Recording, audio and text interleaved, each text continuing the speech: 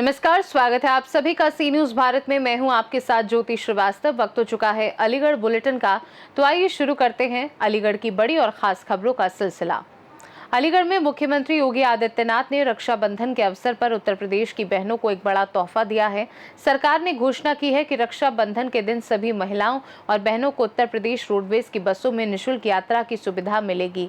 ये सुविधा 8 अगस्त की सुबह 6 बजे से शुरू होकर 3 दिनों तक यानी रात्रि 12 बजे तक लागू रहेगी। इस योजना में साधारण बसें और एसी बसें दोनों शामिल हो सकती हैं, जो सरकारी आदेशानुसार निर्धारित होंगी। वहीं बहनों और जीजा के लिए कोई विशेष या से सरकारी घोषणा इस समय जारी नहीं हुई है। इस संबंध में जो बातें सोशल मीडिया पर चल रही हैं वे अफवाह हो सकती हैं। ये बहुत अच्छी सुविधा चलाई है। किसी को मतलब सुविधा नहीं है तो वो बस से जा सकती हैं अपने भाइयों से। तो क्या किस तरह का संदेश देना चाहेंगे इस सरकार को, और क्या? मुझे इस सरकार से अलावा बढ़िया कोई सरकार आज तक लगी नहीं। काम बढ़िया चल रहा है।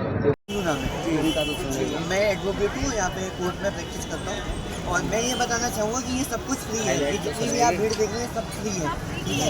फिर भी मैं ये बताना चाहूँगा कि आज भी अभी भी ये जितने भी क्षेत्र है, अलीगढ़ है, आगरा है, इटावा है, एटा है, मुगरावली है, गमाना है, जहाँ भी है उसमें भी जो कंडक्टर है वो भी बाई फेस देख के उनका किराया लिया जा रहा है, ठीक है। कि अरे नहीं ये औरत बहुत मतलब सही लग रही है, औरत पैसे वाली लग रही है, ऐसी लग रही है, तो उससे किराया दो, तो उस पर जोर डाला जा रहा है। और वो कंप्लेन कर रही है तो उससे बोला जा रहा है कि आप जाओ कंप्लेन कर दो। कोई कंप्लेन का कोई रीज़न नहीं है।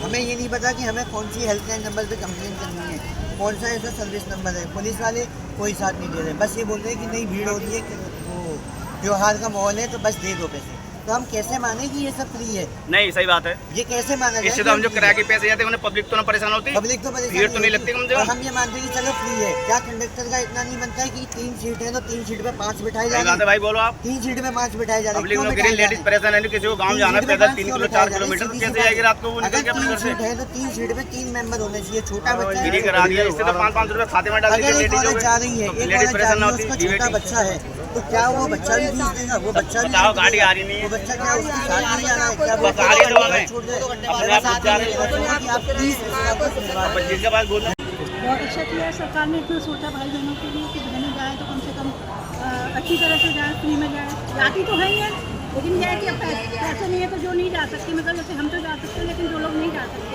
उनके पास पैसे की कमी की वजह से वो बहनें भी अपने भाइयों के पास जाकर ये चीज़ सबसे मिली है। तो सरकार कोई पैसे के लिए मतलब सरकार ने इस टाइम रूलिंग चलाई है, तो क्या कहेंगे सरकार की? धन्यवाद चाहिए। आज तक किसी सरकार ने सोचा नहीं, योगी जी ने सोचा इतना। तो जो लोग नहीं जा सकते हैं पैसे की वजह से, वो जाके कम से कम अपने भाइयों को राखी बांध सकते हैं। अलीगढ़ से सी न्यूज संवाददाता संजीव शर्मा की रिपोर्ट।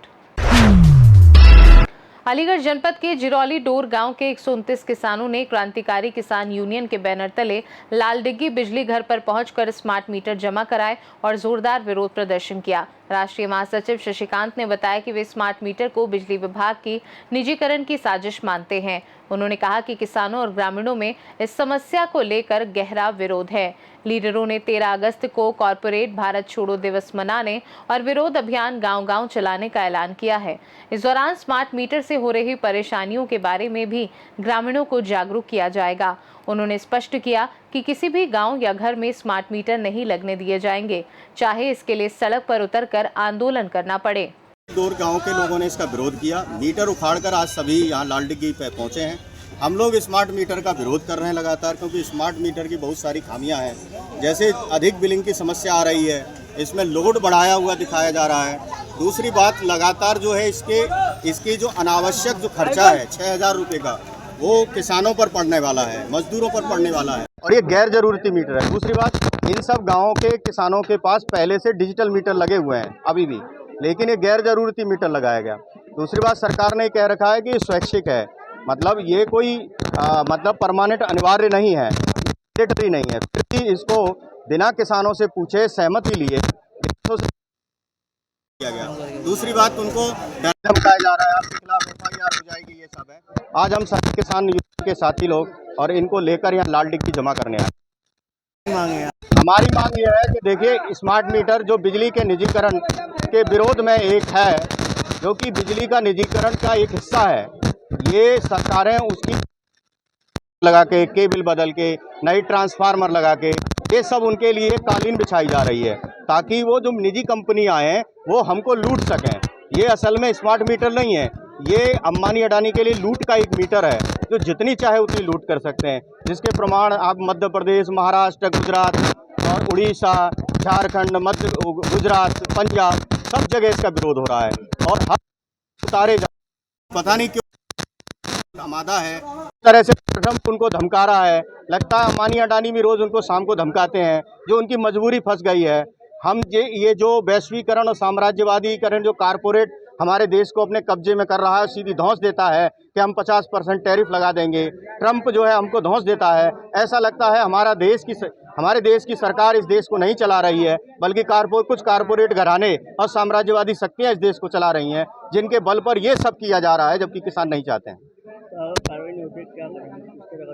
हम तो मीटर देने आए हैं, मीटर जमा करने आए हैं। मीटर तो हमने हटा दिए, हमने मीटर हटा दिया, हम जमा करने आ रहे हैं यहीं, और विभाग की दीवार बाउंड्री के अंदर लेके आए हैं। मेरा शशिकांत, मैं संयुक्त किसान मोर्चा का राज्य कमेटी सदस्य हूँ। जी कृष्णकांत लाल डिग्गी अपने सी साहब के ऑफिस। तो क्या किस तरह आप मीटर लेके आए हैं? क्या ये मीटर जो है गाँव गरीब लोगों के खून चूसने का यंत्र है। हमारे पास जब पहले से सरकारी डिजिटल मीटर है होते हुए बिना मर्जी के जबरन लगा दिया गया कि हम खूब जान रहे हैं, दुनिया में ये शोर है कि ये तो खून चूसने का यंत्र है, क्यों लगा दी हमारे यहाँ पे।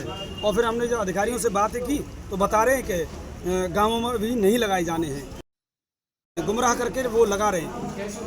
ये हमें बर्दाश्त नहीं है। चाहते ये इनकी अमानत इन्हें सौंपने आए, चाहना तो इनके हाथ है। अलीगढ़ से सी न्यूज़ संवाददाता संजीव शर्मा की रिपोर्ट। अलीगढ़ जनपद के थाना इगलास क्षेत्र के गांव के रहने वाले सत्येंद्र ने बताया कि वह अपने खेत जा रहे थे। रास्ते में एक दुकान पर दो लड़के बैठे थे, जिन्होंने उन्हें आवाज लगाकर रोका और अपना आधार कार्ड या नंबर देने को कहा। सत्येंद्र ने पूछा कि ये क्यों चाहिए, तो उन्होंने कहा कि यूरिया के लिए चाहिए। जब सत्येंद्र ने यूरिया के बारे में और जानकारी मांगी तो वे लड़के गंदी गंदी गालियां देने लगे और धमकी भी दी। सत्येंद्र आगे बढ़ने लगा, लेकिन उन्होंने पीछे से रोककर जोर देकर आधार नंबर मांगना जारी रखा। सत्येंद्र चुपचाप अपने घर लौट गए, लेकिन बाद में उन लड़कों ने उनके घर पर चढ़ाई कर दी। इस घटना का वीडियो भी बनाया गया। जब उन लड़कों को पता चला कि वीडियो बनाया जा रहा है तो उन्होंने और अधिक धमकियां दी और गालियां दी। ये घटना इलाके में चिंता का विषय बनी हुई है और सत्येंद्र ने सुरक्षा की मांग की है। मेरा नाम सत्येंद्र है, मैं गांव कोवा बेड़े का रहने वाला हूं और थाना मेरा इगलास पड़ता है। तो कल मैं टहलने गया था, तो वहाँ पे दो लड़के बैठे थे दुकान पे। उन्होंने मुझे आवाज़ मार के बुलाया अपने पास, तो मैं उनके पास गया। उन्होंने मुझसे आधार कार्ड मांगा मेरा। मैंने आधार कार्ड बना तो नहीं किया, लेकिन मैंने पूछा उनसे कि आपको क्या काम है मेरे आधार कार्ड से। तो उन्होंने कहा मुझसे कि आधार कार्ड उसके लिए चाहिए, यूरिया के लिए। मुझे समझ नहीं थी मैंने क्या होता है यूरिया, तो मैंने पूछा यूरिया क्या होता है। तो मुझसे गुस्से में बोलता है कि नंबर दे रहा है कि नहीं आधार कार्ड का। तो मैं वहाँ से चुपचाप अपना घर की तरफ चला, तो पीछे से वो भाग के आया और मुझे गाली देने लगा और मेरे साथ मारपीट की। उसका भाई था उसके साथ, उसने भी मेरे साथ बदतमीजी की और मारपीट की और मार गंदी गंदी गालियाँ दी मुझे। उसके बाद मैं भागा घर पे आ गया अपने। तो थोड़ी देर बाद वो पीछे भागे आते हैं दोनों और वहाँ पे आके गाली गलौज करते हैं कि बाहर निकल तू कहाँ पे है। हमने उनकी वीडियो भी बनाई है, वीडियो भी है हमारे वो। उनका नाम है, एक लड़के का नाम पुष्प है और उसका भाई भी है, उसका नाम बंटी है। लड़का था जो बाद में आया था, मतलब घर में आए थे जब, वो पूरे गांव ने हमारे यहाँ चढ़ाई कर दी थी। कोवा केड़ा के उन्होंने हमारे घर के ऊपर चढ़ाई कर दी थी। हमारे पास वीडियो भी है उनकी, और उसमें थे पुष्प था, बंटी था और उनके साथ का एक और लड़का था, उसका नाम नैनू है। उन तीनों ने बहुत ही ज़्यादा बदसलूकी की। कहाँ पे आए हो आप? हम आए हैं एसपी थाने में और सर से गुहार लगाई है कि हमारी मदद कीजिए। किस तरह का अनुरोध लिया? उन्होंने कहा है कि आप वहाँ पे जाइए, थाने में जाके अपना मेडिकल चेकअप करवाइए, और उन्होंने आश्वासन दिया है कि हम आपकी मदद करेंगे। और सर एक और बात है, जब वहाँ पे लड़ाई हुई थी तो मेरी मदर के साथ भी उन्होंने बदतमीजी की थी। उन्होंने धक्का मार दिया था और मेरी सिस्टर है उसको भी थप्पड़ मार दिए थे उन्होंने। उन्होंने बोला था कि उसको बाहर निकालो, नहीं तो सभी को मिल मारेंगे, गाँव से भगा देंगे तुम सबको। हमें बस न्याय चाहिए सर, हमें और कुछ नहीं चाहिए। हमसे बोलते हैं कि तुम्हें गाँव से भगा देंगे, अगर यहाँ पुलिस पे कहीं पे भी गए तो हम देख लेंगे, हम सब कुछ देख लेंगे, तुम कहीं पे भी चले जाओ, हमारा कुछ नहीं बिगाड़ पाओगे तुम। सर हर बार का उन्हीं का यही होता है, और तीसरे दिन लड़ाई करते हैं और डरा धमका के राजीनामा करवा लेते हैं वहीं पे। तीन बार हो गया, तीसरी बार हुआ है हमारे पास वीडियो। बदमाश है, दबंगई करते हैं। जब हम चौकी आए थे तो हमको भेज लिया था उन्होंने, और चौकी आ रहे थे हम तो रात में उन्होंने चारों तरफ रोड पे लोग खड़े थे बाइक ले लेके, तो हम दबक चबक के थाने पहुँचे थे। फिर हमने वहाँ पे शिकायत की थी, फिर वहाँ थाने से निकल के हमने थानेदार से साहब से बोला था कि हमें डर लग रहा है, हमारे घर पहुँचे। हम जब थाने आए थे तो वो हमारे घर भी पहुँच गए थे। ठीक है। 20-25 लोगों को लेके डरा धमका के गए, सभी को मारेंगे, हथियार थे उनके पास सर। और उनमें से हमारे घर के किसी को तो जानते नहीं थे, 2-4 को जानते थे, और अन्यथा जो 10-12 लोग थे सब बाहर के आदमी थे वो। ठीक है।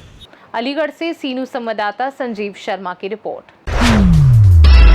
अलीगढ़ में आज़ादी का अमृत महोत्सव के अंतर्गत 13 अगस्त से 15 अगस्त तक चलने वाले हर घर तिरंगा अभियान के प्रति जागरूकता बढ़ाने के लिए जिला विद्यालय निरीक्षक पूरन सिंह ने सुभाष चौक से रैली को हरी झंडी दिखाकर रवाना किया।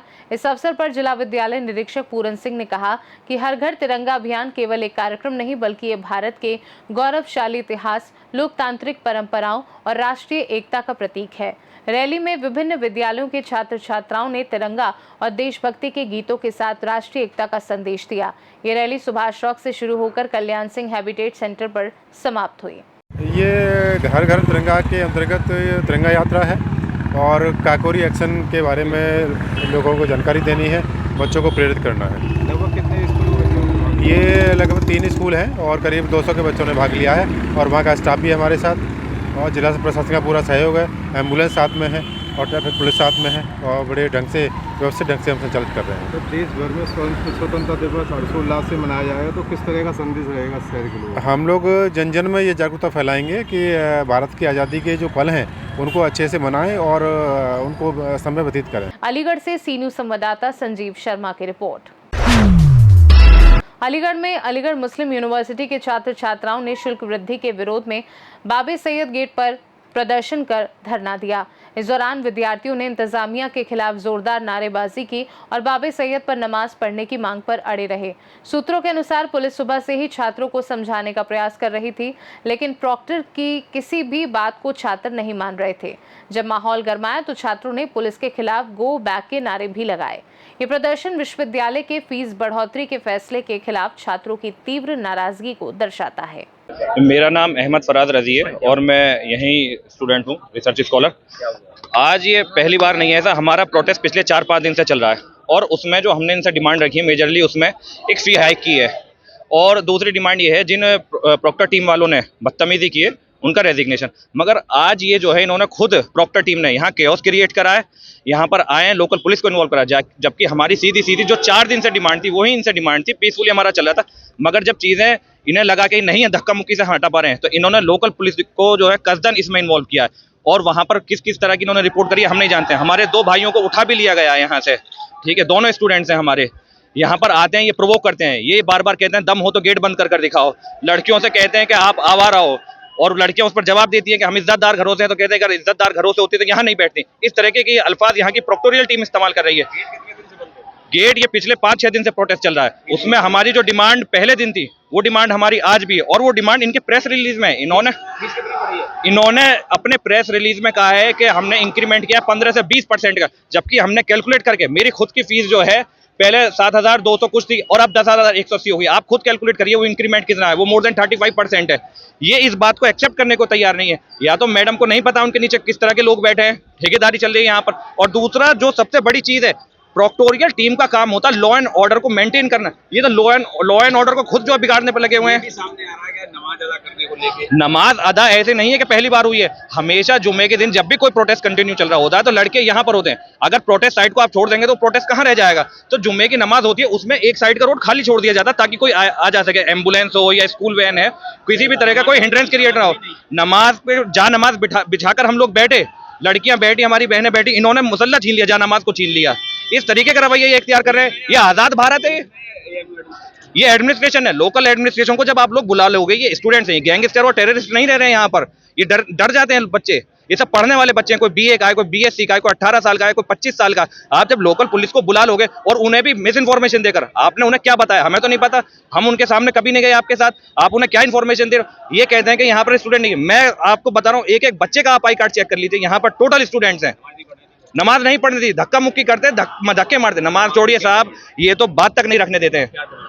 हमारी डिमांड ये है, हम प्रोक्टर टीम का सीधे सीधे रेजिग्नेशन मांगते हैं। और एक ये कैपेबल नहीं है, ये सही बात है, आप किसी से भी पूछ लिए, ये एडमिनिस्ट्रेशन चलाने के लायक ही नहीं है, कैपेबल ही नहीं है, इनकम्पिटेंट लोग हैं। इनका हमें रेजिग्नेशन चाहिए जी। इनकी पूरी प्रोक्टर टीम जो है, पूरी टीम का हमें रेजिग्नेशन चाहिए। हमें एक कॉम्पिटेंट टीम चाहिए जो इस इदारे को पीसफुली रन कर सके। हम खुद जो नहीं चाहते हैं कि किसी तरह का कैओस क्रिएट हो। आप हमारी बात को पहुंचाइए। हम लोग, मेरा नाम मुंतहा फातिमा है और हम जनरल सेक्रेटरी हैं JNU SU से। हम लोग आए हैं, आज JNU दिल्ली से आए हैं हम लोग। और हम लोग यहाँ जब से आए हैं देख रहे हैं कि स्टूडेंट्स जो हैं, अनजस्ट फ़ी हाइक जो हुआ है, जो 36 से 50% फ़ी हाइक की गई है एक बहुत ही अनडेमोक्रेटिक वे में, उसके अगेंस्ट यहाँ पे स्टूडेंट्स स्ट्रगल कर रहे हैं, प्रोटेस्ट कर रहे हैं। मंडे से यहाँ पे लोग आ रहे हैं और हम देख रहे हैं कि किस तरीके से जो एडमिनिस्ट्रेशन है उनके साथ बुरी बदसलूकी कर रही है। हम देख रहे हैं कि उन स्टूडेंट्स को मारा पीटा जा रहा है, यहाँ पे घसीटा जा रहा है, फीमेल स्टूडेंट्स के हिजाब खींचे जा रहे हैं। तो और हम तो ये भी देख रहे हैं कि यहाँ पे यूपी पुलिस भी आई हुई है। तो इस तरीके से यूनिवर्सिटी स्पेस में एक पुलिस फोर्स का आ जाना, ये बहुत ही शर्मनाक बात है। और यहाँ पे जब स्टूडेंट्स पीसफुली प्रोटेस्ट कर रहे हैं, प्रोटेस्ट हमारा एक राइट हो रहा है, हम लोग कॉन्स्टिट्यूशनली मैंडेटेड है वो हमको, तो फिर हमारे साथ इस तरीके से कैसे सलूक कर रही है ये एडमिनिस्ट्रेशन और जो VC है वो कैसे अलाउ कर रही है। तो ये बहुत ही क्वेश्चनेबल है और बहुत अनफॉर्चुनेट है कि स्टूडेंट्स को इस तरीके से रिप्रेशन फेस करना पड़ रहा है। यहाँ पे जब हम देखते कि किस तरीके से बाकी सारे चीज़ें होती हैं तो उस पर कोई क्वेश्चन नहीं उठता है, लेकिन जब नमाज़ें लोग यहाँ पे अदा करने चाह रहे हैं एज अ सिम्बॉलिक वे में, हम जो स्टूडेंट्स के साथ खड़े हैं उसके लिए, तो वो नहीं करने दी जा रही है। तो लेकिन यहाँ के स्टूडेंट्स जो हैं उसके खिलाफ नहीं हैं, वो लोग भी अग्री किए हैं कि गेस्ट हाउस में जाके वो लोग नमाज पढ़ रहे हैं, उसका कोई बड़ी बात नहीं है। पर बात यहाँ मुद्दा ये है कि किस तरीके से स्टूडेंट्स की आवाज़ों को दबाने की कोशिश की जा रही है। जो डिमांड्स हैं उनको लेकर के एडमिनिस्ट्रेशन कुछ भी नहीं कर रही है। जो लीगल डिमांड्स है, जो जेन्युइन डिमांड्स है स्टूडेंट्स के, हम देख रहे हैं कि कैसे AMU में स्टूडेंट यूनियन नहीं बनने दे रहे हैं। ये भी एक बहुत बड़ी शर्मनाक बात है कि कब से 2019 से यहाँ पे इलेक्शन नहीं हुआ है। आपको लगता है यूनियन इलेक्शन हुआ इस बार? बिल्कुल होना चाहिए। हम सारे यूनिवर्सिटीज़ में, सारे सेंट्रल यूनिवर्सिटी में हमने देखा है कैसे DU में हुआ है, अभी JNU में हुआ है। तो इस तरीके से AMU में भी होना चाहिए, क्योंकि स्टूडेंट्स अपने राइट्स के लिए कहाँ जाएंगे। हम लोग एज यूनियन ही लड़ पाएंगे और हम लोग एज यूनियन ही स्टूडेंट्स के इश्यूज को रेज कर पाएंगे। तो ये तो बहुत इंपॉर्टेंट है कि हमारा एक यूनियन होना ज़रूरी है। नहीं, पुलिस दाखिल नहीं हुई थी। सूचना ये थी कि एक रिलीजियस कॉन्ग्रीगेशन करने का प्रयास किया जा रहा है, तो इनको समझाया गया, बताया गया कि आप पीसफुली प्रोटेस्ट करें, जो लॉजिकल है, रीजनेबल है, उस तरह से प्रोटेस्ट करें। इसी के क्रम में कुछ 1-2 छात्र उग्र हुए थे जिनको प्रोक्टोरियल टीम द्वारा डिटेन किया गया था।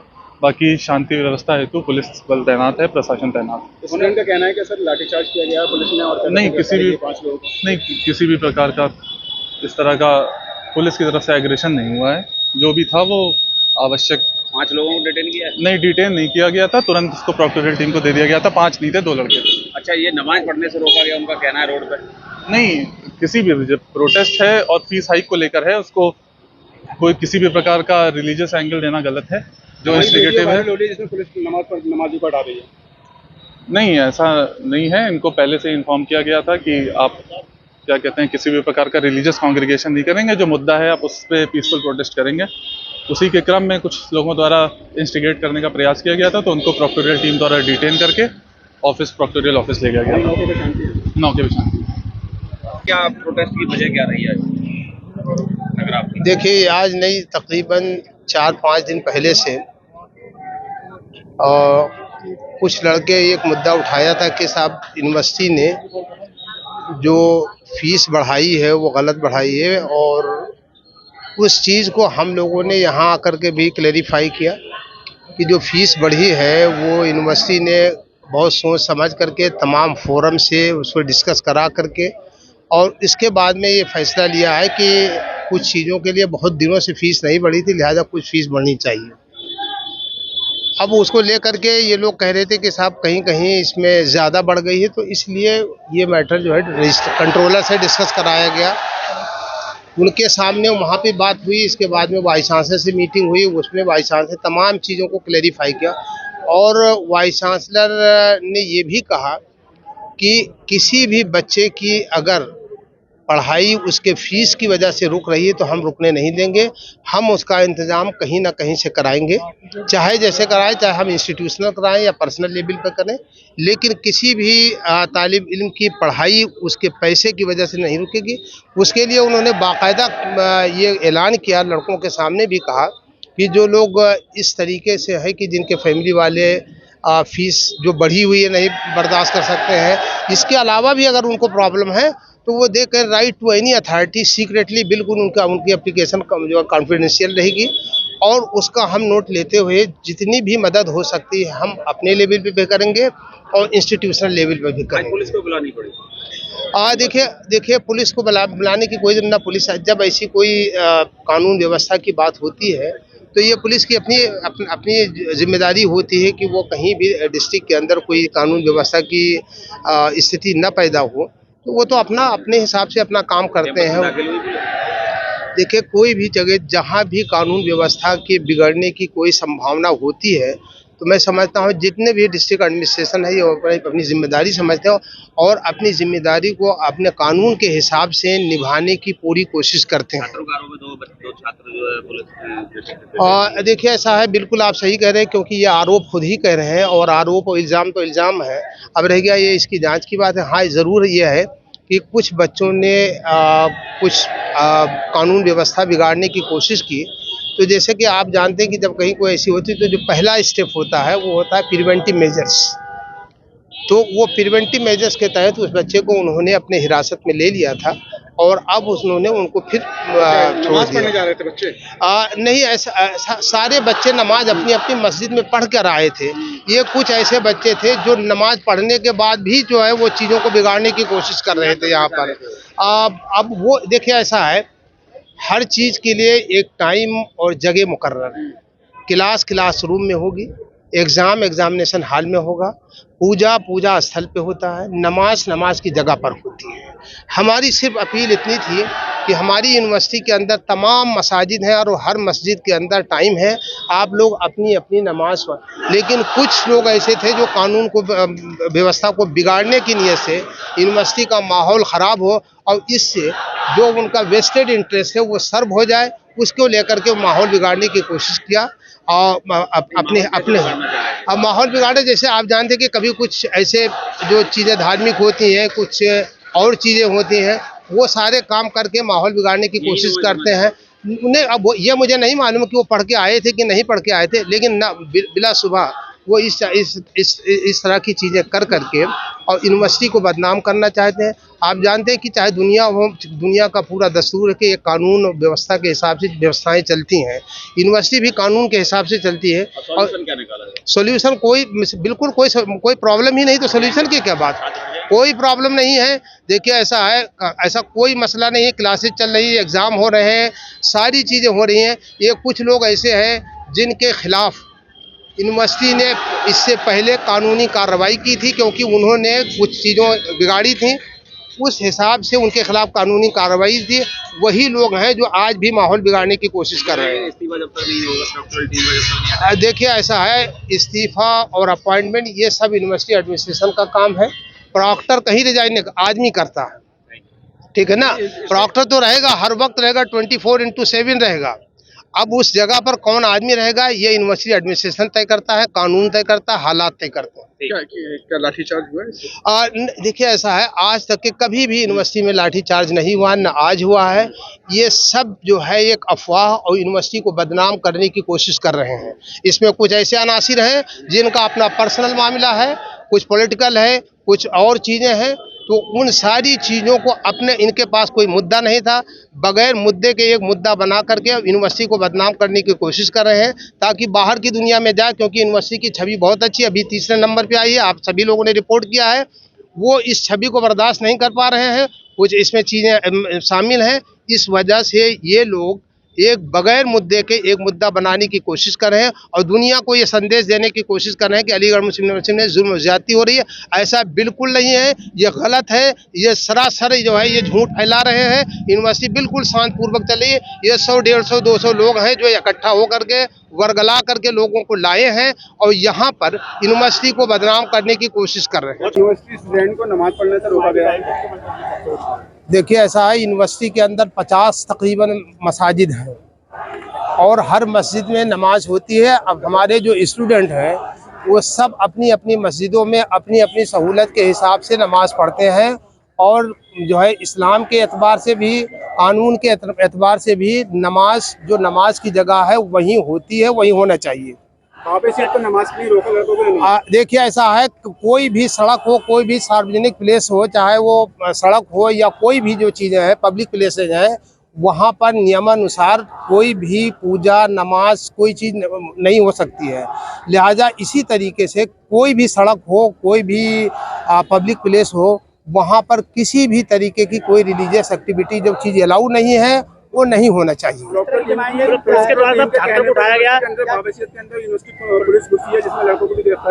देखिए ऐसा है कि कानून व्यवस्था को बनाए रखने के लिए यूनिवर्सिटी के अंदर जिन भी चीज़ों की ज़रूरत पड़ती है, proctor, vice chancellor, university authorities उन तमाम रिसोर्सेज का सहारा लेती हैं और लेना ज़रूरी है। उसकी वजह यह है कि कानून व्यवस्था जो है वो सर्वोच्च है। कानून को किसी भी तरीके से बिगड़ने नहीं दिया जाएगा। छात्रों का ये आरोप है कि हम लोग नमाज जो पढ़ रहे थे, कुछ लोग छात्र फुटपाथ पे पढ़ रहे थे, लेकिन पुलिस को बुलाकर नहीं, सारे लड़के अपनी अपनी नमाजें मस्जिद से पढ़ करके आए थे। कुछ यहाँ बच्चे थे जो कुछ लोगों के बहकावे में माहौल ख़राब करने की कोशिश कर रहे थे। तो नमाज पढ़ के माहौल ख़राब होगा? देखिए ऐसा है, अब नमाज को नमाज के टाइम पे पढ़ करके नहीं होगा, नमाज को नमाज की जगह पर पढ़ करके नहीं होगा। नमाज को नमाज की तरीके से अगर आप पढ़ेंगे तो कोई मसला नहीं होता, लेकिन जब कानून के खिलाफ कोई भी काम होता है तो वहाँ पर प्रॉब्लम क्रिएट होती है। यूनिवर्सिटी गर्ल्स स्टूडेंट का ये इल्जाम है प्रॉक्टर टीम के, उन्होंने उनके साथ जो है मिस हैंडलिंग किया, मैन हैंडलिंग किया। इससे देखिए ये आप खुद कह रहे हैं, ये आरोप है, आरोप बेबुनियाद हो सकता है, इसलिए वाइस चांसलर इसकी उन्होंने कहा मैं इसको सीरियसली देखूंगी। अगर कोई ऐसी चीज़ें पाई जाती हैं तो नो डाउट नियम के अनुसार कानून के हिसाब से जो भी चीज़ें होंगी वो आरोप होगा। बता अभी आरोप है। आपके खिलाफ भी नारेबाजी लग रही है। देखिए ऐसा है, ये सब हर आदमी का अपना अधिकार है। अगर नारेबाजी भी कानून के हिसाब से होगी, नियमानुसार होगी, कोई आपत्ति नहीं है। अगर कोई भी नारेबाजी, कोई भी स्लोगन अगर कानून और नियम के अगेंस्ट में होगा उस पर भी कार्रवाई होगी। आखिरी सवाल ये है कि यूनिवर्सिटी प्रॉक्टर टीम के कंट्रोल से बाहर हो गई, इसलिए पुलिस बुलाई गई? देखिए ऐसा है, यूनिवर्सिटी के अपनी लिमिटेशंस हैं, अपने रिसोर्सेज हैं। जब कोई भी चीज़ हमारी रिसोर्सेज से बाहर जाएंगी तो हम दूसरे रिसोर्सेज का फायदा इस्तेमाल करने की कोशिश करते हैं। देखिए कोई ऐसी बाहर नहीं जाती, हम सब मिलजुल करके काम करते हैं। कहीं हम उनकी हेल्प करते हैं, कहीं वो हमारी हेल्प करते हैं। हम एक दूसरे के पूरक हैं, सप्लीमेंट हैं। हम एक दूसरे से कोऑर्डिनेशन और कोऑपरेशन के साथ काम करते हैं। देखिए मुझे एग्जैक्ट नंबर नहीं मालूम है, लेकिन 1 या 2 जो भी होंगे वो जाहिर सी बात है, जो कानूनी कार्रवाई होगी उसके हिसाब से करके। देखिए हम ऐसा है कि जो भी चीजें हैं वो कानून के हिसाब से हो रही हैं और होंगी। नहीं, क्यों उठाया? उन पे एलिगेशन किया है, तो क्रिमिनल है। देखिए अब ये जांच का विषय है, जांच हो जाएगी उसमें। नहीं मुझे मालूम है कि जो है उनको एज ए प्रिवेंटिव स्टेप कुछ चीज़ें ऐसी होती है कानून के अंदर, CRPC के अंदर है कि जहां कानून व्यवस्था बिगड़ने की संभावना होती है वहां पुलिस पहले, या कोई भी एडमिनिस्ट्रेशन होता है वो प्रिवेंटिव मेजर्स लेता है। तो प्रिवेंटिव मेजर्स के तहत कुछ लोगों को हो सकता है कि हिरासत में लिया हो, और जो अगर हिरासत में लिया हो गया तो फिर आगे कानूनी कार्रवाई करने के बाद में जो भी चीज़ें होंगी वो अपने हिसाब से होंगी। अलीगढ़ से सीनू संवाददाता संजीव शर्मा की रिपोर्ट। अलीगढ़ में SSP ऑफिस पर एक अनोखा और दर्दनाक नजारा देखने को मिला जब एक टेम्पो चालक अपने परिवार, पत्नी और 3 बच्चों के साथ पहुंचा। उनके हाथों में ऐसे पोस्टर थे जिन पर लिखा था, मेरे पति की किडनी बिकाऊ है। जानकारी के मुताबिक अफजाल थाना अकराबाद का रहने वाला है। वह टेम्पो चलाकर परिवार का पालन पोषण करता है। अफजाल ने बताया कि मामला 3 अगस्त का है। वह सवारियों को लेकर हरदुआगंज के बुंडांसी रोड पर जलाली इलाके के एक भट्टे पर गया। वहां भट्टा मालिक कासिम और सवारियों के बीच रुपयों को लेकर विवाद हो गया। इसके बाद सवारियां वहां से चली गईं, लेकिन भट्टा मालिक ने उसका टेम्पो वहीं खड़ा करवा दिया। अफजाल का आरोप है कि भट्टा मालिक ने उसकी जेब में रखे 3-4 हज़ार रुपए भी निकाल लिए और गाली गलौज की। भट्टा मालिक ने कहा कि जब तक सवारियों से अपने पैसे वसूल नहीं कराता तब तक टेम्पो नहीं छोड़ेगा। अफजाल ने थाना हरदुआगंज में शिकायत की, जहां से उसे जलाली पुलिस चौकी में जाने को कहा गया। वहां भी उसकी शिकायत नहीं सुनी गई, इसलिए वह आज एसएसपी कार्यालय पहुंचकर अपनी पीड़ा सुनाने और टेम्पो वापस दिलाने की गुहार लगाने आया है। बताइए क्या नाम है तुम्हारा? अफजल। कहाँ के रहने वाले हो? कौड़ियागंज। थाना कौन सा लगता है? हैदराबाद। क्या हुआ, किस मामले की शिकायत लेकर के यहाँ आए हो आज? भट्टो वाले ने दबंगगिरी से मेरा ऑटो छीन लिया। वो दे नहीं रहे हैं, ये बोल रहे हैं ठेकेदार को लेकर आ, और ठेकेदार भी आ नहीं रहे मेरे साथ। एप्लीकेशन दी मैंने चौकी में जलाली, वहाँ भी कोई सुनवाई नहीं हो रही मेरी। मामला क्या था, पूरा मामला बताओ, क्या हुआ था? मैं लेकर गया था भाड़े पे ऑटो अपना। वहाँ पर क्या मैं मुझे नहीं पता क्या बात है इनमें, ठेकेदार में और भट्टे वालों में। भट्टे वालों ने मुझसे दबंगगिरी से मेरा ऑटो खड़ा करा लिया। तो मुझसे वो गाली गलौज कर रहे हैं माँ बहन की, बोल रहे हैं कि पैसे वो ठेकेदार को बुला कर पैसे डब्बा हमारे, और क्या मैं अपने ऑटो लेकर जा। ठेकेदार कौन, मतलब किस बात के पैसे मांग रहे हैं आपसे? मुझे क्या पता, मेरा कोई मैटर नहीं है उसमें।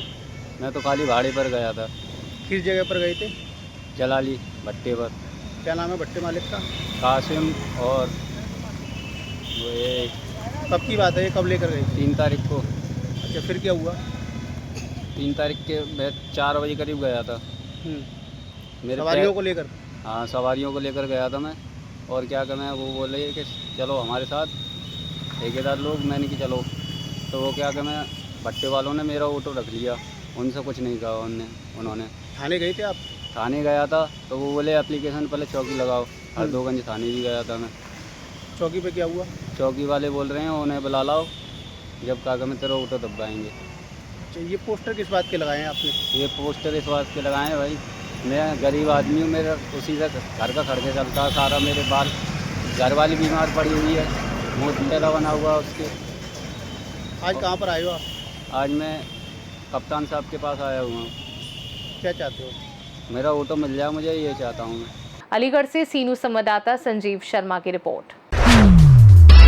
अलीगढ़ में थाना सिविल लाइन क्षेत्र के अंतर्गत न्यायालय में तारीख कराने आई विवाहिता को ससुराल वालों ने गाली गलौज करते हुए घेरकर पीट दिया। पीड़िता नगमा ने बताया कि 4 साल पहले उसका निकाह आसिफ नाम के युवक से ग्राम खंदौली जनपद हाथरस में हुआ था। शादी के बाद से ही वह मारपीट, अतिरिक्त दहेज की मांग और शारीरिक व मानसिक शोषण का शिकार रही। विरोध करने पर 3 साल पहले उसे घर से निकाल दिया गया। विवाहिता का घरेलू हिंसा, दहेज उत्पीड़न और खर्चे का मामला कोर्ट में विचाराधीन है। तारीख कराने न्यायालय आने पर सास और 2 देवरों ने उसे गालियां देते हुए मारपीट की और मुकदमा वापस लेने की धमकी दी। इसी दौरान एक देवर ने अश्लील हरकतें की और दुपट्टा खींचकर उसकी लज्जा भंग की। पीड़िता ने घटना की शिकायत थाने में प्रार्थना पत्र के रूप में दी है। पुलिस ने तहरीर मिलने के बाद जाँच शुरू कर दी है। नगमा कहाँ रहती है?